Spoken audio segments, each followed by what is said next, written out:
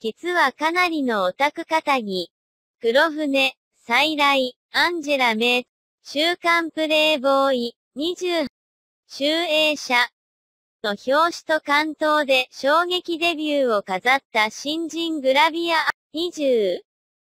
かつて一世を風靡した、黒船、リア・ディゾンを超える逸材として、黒船、再来のキャッチコピーが話題となった彼女。先頃放送された、婚約